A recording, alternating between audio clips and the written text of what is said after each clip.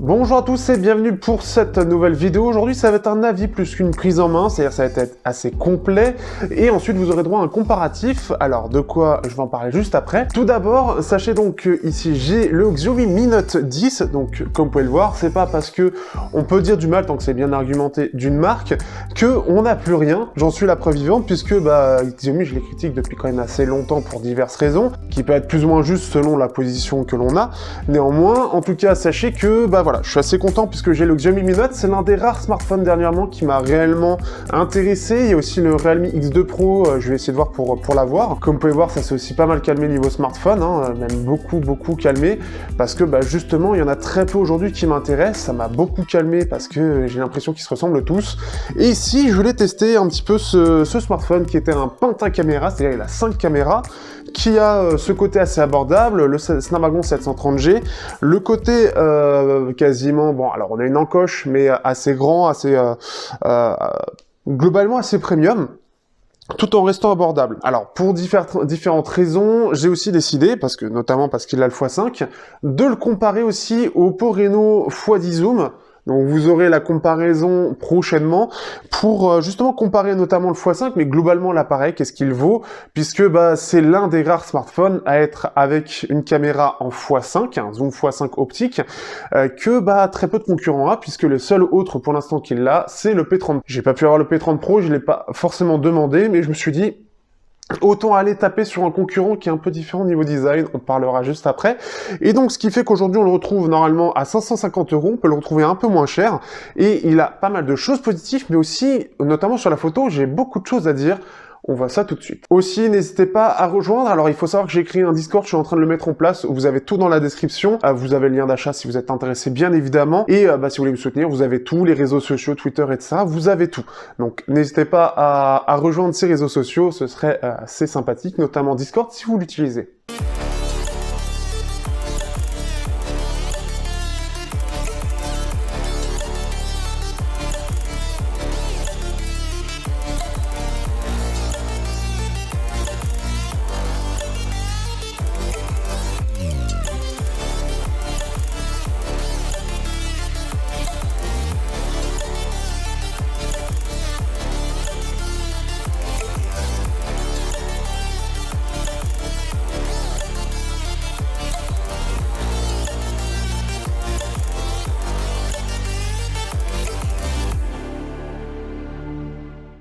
Donc, en termes de design, on se retrouve pas mal avec ce que l'on retrouve chez certains concurrents.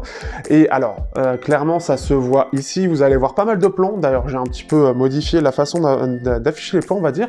Mais ce qui fait qu'il y a clairement une chose qui va frapper lorsqu'on reçoit l'appareil. C'est la ressemblance très étonnante, peut-être un peu trop justement, avec le Huawei P30 Pro. Alors, chez Xiaomi, c'est pas quelque chose qui est réellement nouveau. Ils se sont toujours très largement inspirés, selon les modèles, de ses concurrents. Ici, malheureusement, ça se voit vraiment beaucoup trop, je trouve, sur le placement des caméras, sur les petites choses comme ça, ce qui fait qu'il y a très peu de différence. Mais, par exemple, le Mi 6, à l'époque, c'était pareil. Il ressemblait énormément au Honor 9 ou au Honor 8, très proche. Enfin, ça a toujours été comme ça. Donc, c'est pas quelque chose de nouveau. Le Mi 8 aussi ressemble énormément à l'iPhone X, etc. C'est quelque chose qui est un peu dommage puisque à l'époque du Mi 5, Mi 5S, il y avait quelque chose qui se différenciait un petit peu. Aujourd'hui, ils reviennent quelque chose de beaucoup plus facile en termes de développement au niveau du design, puisqu'ils reprennent quelque chose qui a fonctionné et qui, pour le coup, n'est pas vraiment quelque chose... C'est aussi pour ça, c'est un petit peu dommage que j'ai pas pu avoir le P30 Pro, mais ce qui fait qu'il ressemble un peu trop, sur beaucoup trop d'aspects, en termes de design, au Huawei P30 Pro, ce qui est vraiment dommage là-dessus, puisque pour le coup, ça le différencie pas trop là-dessus. Alors après, ça peut avoir un côté un petit peu rassurant, mais néanmoins, c'est quelque chose que je remarque un peu trop souvent, sachant que, et je remercie encore Xiaomi de me l'avoir laissé, le Xiaomi Mi 9T Pro, ou Redmi K20, lui est très différent en termes de design, il apporte quelque chose d'un peu différent, et il est un petit peu plus différent de ses partenaires, donc c'est ça que je trouve cool, c'est que parfois, quand même, ils arrivent à faire des designs différents. Voilà, je tiens quand même à nuancer tout ça, mais ce qui fait que là, ça se voit beaucoup trop. On peut le voir parce que au niveau de l'encoche, c'est la même chose que le P30 Pro. On a quand même l'avantage d'avoir un jack qui, je crois, est présent sur le P30. Les caméras, pour le coup, comme alors le P30 Pro, lui, c'était tout l'ensemble avec la caméra x5. Ici, ça fait pas mal penser au Nord 20, où on a un peu cette même façon d'afficher. Donc c'est quelque chose qui est un petit peu gênant pour moi. Ils n'ont pas réinventé, hein. Ils sont vraiment partis de tout ce qui marche très bien et ils ont pris l'ensemble pour faire ça. C'est un mélange d'un P30 et d'un Honor 20. Clairement, pour moi, c'est totalement ça. Et bon, voilà. Ce qui fait que là-dessus, bon, c'est un peu dommage. Néanmoins, dans l'ensemble, le design est très propre, ça c'est quand même la chose à dire aussi. Pour le prix auquel il est vendu dès sa sortie, on a quelque chose qui fait vraiment premium parce que certes, il s'inspire un peu trop du P30 Pro en termes de design, mais il s'en inspire aussi en bien dans l'ensemble où ce que je veux dire, c'est que ça fait premium puisque l'on a ce côté incurvé des deux côtés, que ce soit au dos ou que ce soit au niveau de l'écran. On a le lecteur d'empreintes qui est à l'avant, donc qui permet en plus de ça de déverrouiller assez facilement. On a le capteur IR pour ceux qui sont intéressés. On a l'USB-C et le mono-parleur par contre. Et donc ce qui fait que ça reste vraiment très très propre. On a même ce bon équilibre ici, qui fait que on a vraiment quelque chose qui est juste un petit peu plus épais, et c'est logique. Ça reste en tout cas vraiment très réussi, et si on ne compare pas la concurrence, vraiment le smartphone fait premium, mais on dirait pas qu'il est forcément vendu à 500 €. En termes de sortie, hein, par rapport au haut de gamme de l'année dernière, c'est vraiment quelque chose qui se vaut globalement en termes de finition. C'est très propre, j'ai pas vraiment grand chose à dire. On n'a même pas ce côté, ces petits bords noirs que l'on peut avoir sur l'écran ici. Vraiment, c'est très très réussi là-dessus, et on sent clairement que ça a été un accent qui a été important au côté design. Que je remarque déjà sur mon Mi 9T Pro pour l'utiliser plus ou moins régulièrement, donc ça c'est quelque chose qui est assez chiant. Au-delà de ça, aussi la RAM est globalement agressive, mais beaucoup plus quand vous allez l'utiliser en photo. Quand vous allez faire des photos, clairement ça va pomper toute la RAM pour pouvoir faire le traitement photo, et clairement vous n'avez plus aucune application ouverte ou quasiment aucune à cause de ça. Ça, c'est une première chose à prendre en compte. Mi 11 en soi, par rapport aux anciennes versions, je vais me répéter très rapidement, mais j'ai l'impression que ça se ressemble par rapport aux anciennes versions. Ça ne se renouvelle pas assez. On voit des améliorations, mais ça reste trop léger pour que ce soit réellement perceptible par tout le monde. Seuls les connaisseurs vont réellement le voir. Ça, c'est une autre chose importante. Globalement, ça reste assez bon. On peut masquer complètement l'encoche pour ceux qui veulent, mais par contre, ça crée une asymétrie. On peut aussi juste avoir le côté noir. Bref, on a plusieurs choix, c'est plutôt bien. Mais dans le choix par défaut, on va avoir très peu de notifications affichées, surtout si vous affichez la vitesse de connexion, comme moi qui l'utilise, pour notamment voir si l'antenne 4G sur laquelle je suis connecté est fonctionnelle. C'est quelque chose qui, pour le coup, est un petit peu particulier, mais ce qui fait que comme ça, au moins, je peux tout avoir, j'ai toutes mes notifications, et c'est plutôt cool. On a le lecteur d'empreintes, pour ceux qui n'ont pas vu la version d'avant, ce qui est aussi le lecteur d'empreintes qui est très réactif de ce point de vue-là. J'aime bien l'animation par défaut qui est présente, donc c'est plutôt cool. Que dire de plus pour finir? Petite chose, moi qui utilise beaucoup Google Photos pour regarder la qualité des photos justement que j'ai prises, il faut savoir que Google Photos gère pas du tout les 108 mégapixels ou même le 27, qui est assez étonnant parce que le 27 il devrait pouvoir le gérer, mais là il sait pas du tout le gérer. Ce qui fait que si vous voulez voir la finesse de vos photos, on va en parler juste après, il faudra passer par la galerie de MIUI qui lui sait le gérer, parce que Google Photos, lui, n'arrive pas à le charger, il reste bloqué comme si c'était juste un aperçu, alors qu'il affiche bien que c'est un 27 mégapixels. J'ai déjà plus ou moins ce problème avec le Mi 9T Pro, ce qui fait que j'ai plus tendance à utiliser Google Caméra pour aussi avoir les photos normalement, parce que ça crée un bug, mais ici c'est clairement comme s'ils ne savaient pas le gérer, c'est assez problématique. Au-delà de ça, voilà, si vous aimez bien les surcouches chinoises, si vous aimez bien des surcouches avec énormément de réglages, elles manquent un peu d'ergonomie par rapport à Samsung et Asus qui sont améliorés, eh bien clairement ça reste une très bonne surcouche, mais qui commence un petit peu à avoir ce côté pâteau et qui commence un petit peu à prendre du retard par rapport à la concurrence en termes d'amélioration de l'ergonomie. On va parler maintenant de la photo. Alors la photo, comme vous le savez, c'est vraiment, en tout cas ce smartphone est vraiment vendu comme un photophone. Déjà, c'est l'un des premiers, si ce n'est le premier pentacaméra, dans le sens où il a vraiment 5 caméras au dos, hein. Pas 5 caméras dans l'ensemble, sinon c'est 6, et ce qui fait que c'est très très complet. Il y a des bonnes choses et il y a des moins bonnes choses. Alors déjà, présentons un peu ces caméras. Vous allez avoir la nouvelle caméra de chez Samsung, le 108 mégapixels, j'ai pas le nom exact pour le coup, en ouverture 1.7. Il faut savoir que c'est la plus grosse caméra qui est actuellement sur smartphone. C'est du 1. Non, j'ai plus la taille exacte, mais c'est plus gros que le IMX 586 qui faisait déjà un demi-pouce. Là, c'est plus gros qu'un demi-pouce, c'est vraiment le plus gros. Donc c'est surtout ça qui est important à voir là-dessus, c'est la taille du capteur qui va avoir une incidence pour toute la captation de la lumière, plus que les 108 mégapixels. C'est en ouverture 1.7, on a aussi en plus de ça de l'OIS, donc ce qui va permettre de gérer de façon optique la stabilisation. On va voir du x2 aussi, du x2 qui est en 13 mégapixels et qui est en ouverture 2.0, donc ça c'est une bonne amélioration face à la concurrence qui est plus en 2.2, 2.4, même si ça commence à se réduire petit à petit.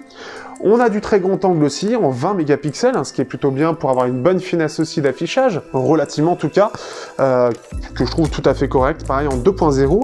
Ce qui est le plus étonnant, c'est surtout le x5, alors le x5 normalement il est là, le x5 qui lui est en... Alors c'est du 5 mégapixels, donc pas énormément de pixels. Par contre, la très bonne chose qui permet de contrebalancer un peu tout ça, c'est qu'il est en ouverture 2.0. Il faut savoir que l'Oppo Reno x10 ainsi que le P30 Pro sont dans l'ouverture 3.0 et 3.4. Donc ça va permettre d'être plus facilement utilisable en pleine nuit, et ça c'est plutôt une bonne chose. Pour finir, on a un objectif macro de 2 mégapixels, et pour faire très simple, et on va même pas aller dans le débat, je vous mettrai quelques photos si j'y pense, il sert à rien ce capteur macro. C'est un capteur macro de 2 mégapixels, clairement en termes de finesse d'affichage, vous avez largement mieux avec le capteur principal ou le x2, vous pouvez beaucoup plus vous amuser, et même le grand angle va être beaucoup plus intéressant pour capter beaucoup plus de petits détails, et après vous pouvez recadrer beaucoup plus facilement. Pour faire simple, le macro, comme c'est un 2 mégapixels, il va permettre de montrer facilement à l'écran tous les détails, mais si vous voulez un petit peu zoomer dessus, en fait, vous voyez que c'est juste des gros amas de pixels, et vous pouvez pas aller dans le détail, vous pouvez pas aller dans la finesse, quelque chose que j'apprécie. Bref, maintenant, que penser donc de ce 108 mégapixels? Alors très honnêtement, j'étais assez étonné pour plusieurs choses. Tout d'abord, en termes d'utilisation, c'est surtout un peu des photos rapprochées de la macro que j'utilise, notamment pour mes photos d'écouteurs, qui me permet d'avoir globalement un avis, c'est comme ça que je peux faire facilement des photos et me faire un premier avis là-dessus. Aussi quelques photos de paysage, mais beaucoup moins, parce que je suis quelqu'un de très casanier, des photos de nuit, j'ai fait un petit peu de tout, et j'étais intrigué justement par ce pentacaméra et ce 108 mégapixels. Alors première chose, on est exactement sur le même traitement que ce que proposent tous les Xiaomi, donc on n'a pas une sorte d'amélioration, j'aimerais dire, en termes de photos, on est vraiment sur la même chose, on sent que c'est appliqué pareil. Donc ça, c'est une première chose. Au niveau du flou, j'ai déjà un premier problème. Moi qui utilise beaucoup le côté macro, forcément le flou va être important puisque on va être sur un objet rapproché et donc le flou va être très intensifié. Face au Mi 9T Pro, le Mi 9T Pro en fait a ce même problème de flou, mais étant donné que c'est un plus petit capteur, que l'intégration a dû être plus simple, ce flou n'est pas trop dérangeant. Dans le sens où le flou semble pas être un flou où il voit mal, mais un flou un peu délavé, un petit peu comme s'il y avait de la buée, comme si l'objectif était sale. C'est très très particulier, et sur le Mi 9T Pro, ça passe plus ou moins parce que c'est pas trop prononcé.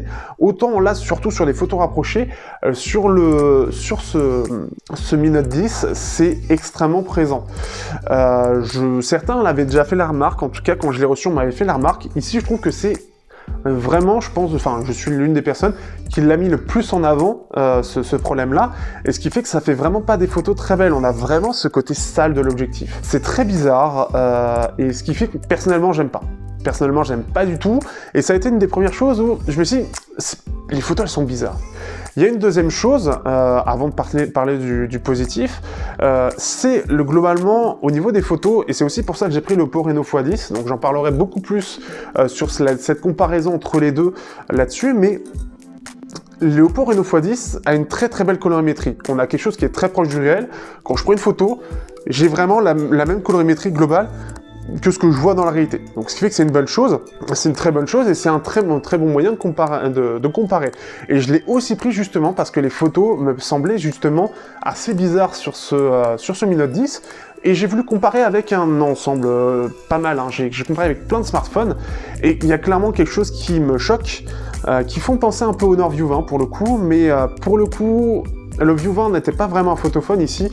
Là, on est vraiment sur un photophone.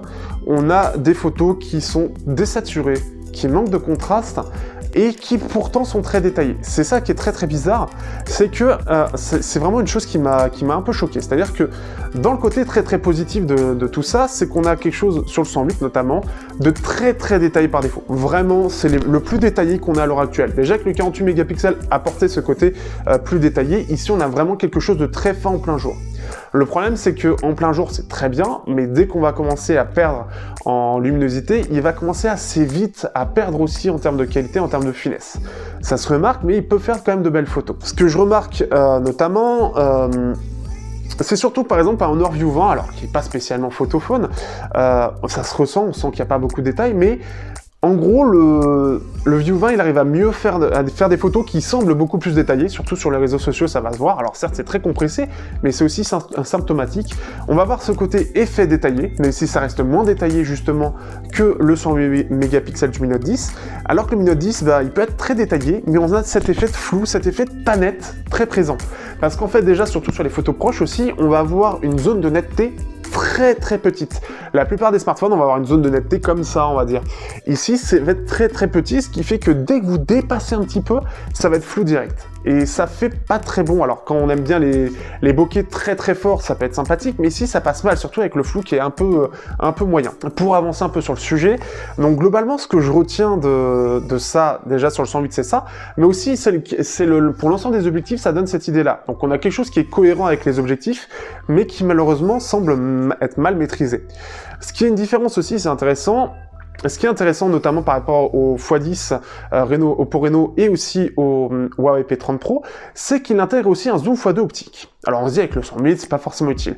Alors soit ça n'a pas été très bien maîtrisé, ou ils sont pas trop emmerdés là-dessus, soit ils se sont dit que c'était mieux, c'est que ça rendait des meilleurs résultats. Et effectivement, c'est plutôt bien parce qu'on a un intermédiaire qu'on n'a pas sur le P30 Pro ni sur le x2 zoom, enfin le x10 zoom, qui en plus de ça, le x10 zoom, lui, le x2, comme c'est le 48, bah ça va pas être très détaillé. Ici, on va avoir une image assez fine. Par contre, le traitement est différent. On sent que c'est pas du tout la même caméra. On a quelque chose qui est un peu plus contrasté, mais qui va aussi afficher plus de petits défauts, de petits artefacts qui va s'afficher un petit peu partout. Donc c'est à la fois plus détaillé, ça semble un peu moins lissé, et ce qui fait que ça montre un peu plus de défauts de la photo. C'est un peu plus bruité. Donc là-dessus, c'est un peu moins cohérent, mais globalement, les couleurs, le contraste, etc. sont assez bien. Juste le contraste un petit peu plus accentué, un petit peu plus ce à quoi on s'attend. Et ainsi que le x5, pareil, on a quelque chose de très fin, mais pareil, qui est désaturé, etc. Ça va moins se voir en plein jour, mais ça va plus se voir déjà sur différentes choses, ce côté non contrasté notamment, parce que on a ce côté où le Oppo Reno x10 zoom, quand on va zoomer justement sur les photos, en 48, hein, du 108 face au 48, certes ça va être moins détaillé, par contre on va voir plus de détails. C'est assez étrange de dire ça comme ça, mais dans le sens où, oui, on voit une très bonne finesse d'affichage, on voit beaucoup de petites choses, par contre, on les remarque moins. C'est-à-dire que le x10 zoom, avec ce côté plus contrasté, etc., on va mieux les remarquer, mais c'est moins défini. C'est assez étrange, comme par exemple un mur en pierre, vous savez, avec plein de petites pierres, le x10 zoom on va mieux les remarquer, mieux voir cette différence de pierre, alors que ça va être beaucoup moins visible sur ce 108. Donc c'est, pour moi, mitigé. Il n'est pas mauvais, mais il n'est pas aussi extraordinaire que ce à quoi je m'attendais. C'est pas le problème du 730G, pour le coup, je pense que c'est vraiment un problème de traitement, il y a besoin d'un renforcement sur le post-traitement, qui, je trouve, n'est pas assez bon, et qui fait que la photo n'est pas aussi bien qu'elle devrait l'être, notamment au niveau de la colorimétrie, du contraste et du flou, un flou qui devrait être totalement remanié en termes d'algorithme, parce que ça passe pas, c'est très bizarre, et j'ai beaucoup de mal à... Au-delà de ça, alors, on va avancer un petit peu pour le reste. Alors, qu'est-ce qu'on peut dire un petit peu pour le reste de ce smartphone? On a un écran de 6.5 pouces qui est assez bon. J'en ai pas parlé dans la partie design, mais alors au-delà du fait qu'il il est vraiment bon, mais il est un peu grand. Hein, ça va être la chose qu'on va retenir. Pour comparer au 6.4 pouces qui est un peu plus compact, voilà ce que ça donne. On sent qu'on a un ratio qui est un peu différent et ce qui fait qu'il est un peu plus grand. Donc pour atteindre la barre d'état, c'est un peu plus compliqué. Ce qui est bien justement, c'est qu'en masquant l'encoche, on va pouvoir justement y accéder plus facilement. Ce qu'on peut dire aussi, c'est que globalement, donc on a le jack qui est plutôt correct au passage. On a un jack qui est plutôt bon, c'est à peu près la même chose que le Mi 9T, donc on est vraiment basé sur le DAC du 710. Et donc ce qui fait qu'on a un son qui est tout à fait correct.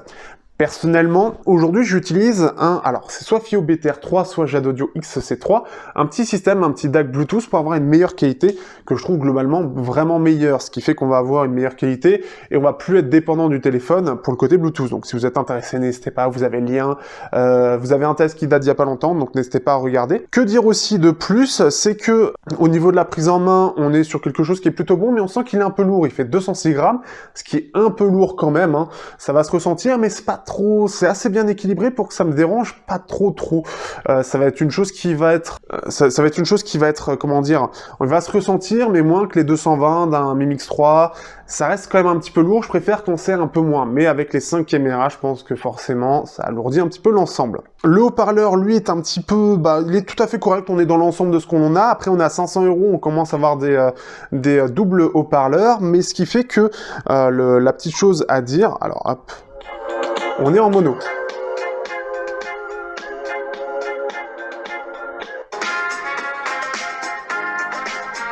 Ce que l'on peut dire en tout cas, je le fais à la caméra alors que le micro il est là, ce qu'on peut dire en tout cas c'est qu'on a un bon ensemble, c'est-à-dire qu'on a pas mal de graves, on a des médiums qui sont assez présents et des aigus qui vont quand même assez haut, ce qui fait que globalement ça reste entre guillemets assez musical, vous allez pouvoir partager rapidement un son sans que la qualité soit trop détériorée.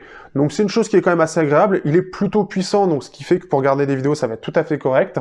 Donc là-dessus, j'aurais pas grand-chose à dire, ce qui aurait été bien c'est du stéréo, mais on est un peu trop proche du P30 Pro parce que ça fait exactement la même chose pour le coup, on est sur la même chose. Donc c'est assez, c'est un poil dommage aujourd'hui parce que ça devient de plus en plus normal. Néanmoins, avec tout ce qui est proposé, bon c'est pas très grave et le haut-parleur seul fonctionne plutôt bien. Pour finir de l'autonomie, je pense qu'il n'y aura pas d'autres points à aborder hein, pour faire rapidement. Pour parler de l'autonomie, on est sur ici une batterie de 5260 mAh, ce qui peut paraître énorme, mais dans la réalité, pas tant que ça. Alors moi je m'y attendais un petit peu. Aujourd'hui les vrais 5000 mAh en termes d'autonomie, j'en ai pas vu beaucoup. Alors ça peut dépendre de beaucoup de choses, ça peut aussi permettre au processeur d'être un petit peu plus gourmand pour pouvoir être un peu plus performant dans l'ensemble, mais il est vrai que par rapport par exemple aux 4000 mAh du Mi 9T Pro avec le Snapdragon 855, eh bien c'est vrai que la différence n'est pas vraiment incroyable, voire quasi inexistante. En gros sur une bonne grosse journée d'utilisation, on est plus aux alentours des 8 heures que des 10 heures espérées. Et encore, si je compare au Honor View 20 qui lui là-dessus est au-dessus, avec les 4000 où on peut atteindre les 9-10 heures, c'est pas si autonome que ça. On s'attend vraiment à plus parce qu'il y a plus sur un processeur qui lui en plus est assez économe, mais dans la réalité pas plus que ça. C'est-à-dire que même si je compare un Mi 9T, le Mi 9T, il fait à peu près la même autonomie. C'est assez étrange, ça peut correspondre aussi au fait qu'ils aient mis un écran qui est incurvé, qui consomme peut-être plus aussi, hein. Il peut y avoir beaucoup de composants derrière qui peuvent consommer plus, ça peut être aussi l'alimentation des caméras, ça peut être beaucoup de petites choses qui font que, au final, oui, il a la même autonomie. C'est un peu dommage.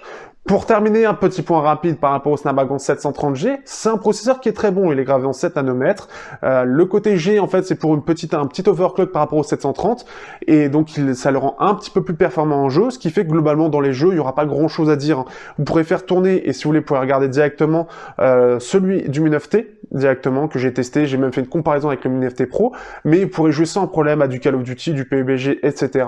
Donc là-dessus, il n'y a pas de souci. Au niveau dans le temps, tout simplement, face à un 855, il devrait un peu plus galérer dans le temps d'ici 2 ans, mais à mon avis, surtout qu'on est sur quelque chose de mature aujourd'hui, ça va tenir assez longtemps. Donc le 730G reste un très bon processeur, c'est pas parce qu'il y a écrit 7 pour le coup que on va devoir se sentir obligé de se dire ah c'est dommage, je vais peut-être pas le prendre parce qu'il est pas assez performant. Aujourd'hui, il est tout à fait performant pour faire 99,9% des tâches. Il y aura pas grand-chose qui le bloquera. Donc là-dessus, même pour moi aujourd'hui, la différence pour avoir utilisé le Mi 9T Pro et le Oppo Reno 2, qui est un 730G aussi, la différence à l'utilisation au quotidien est quasi inexistante, voire inexistante. On m'aurait dit qu'il y avait un 855 dedans. J'aurais pas vu la différence. La même chose ici, hein. C'est très fluide, il n'y a pas grand chose à dire. C'est juste peut-être un petit peu plus de RAM, on va dire, mais c'est tout. Franchement, le 730G est un très bon choix.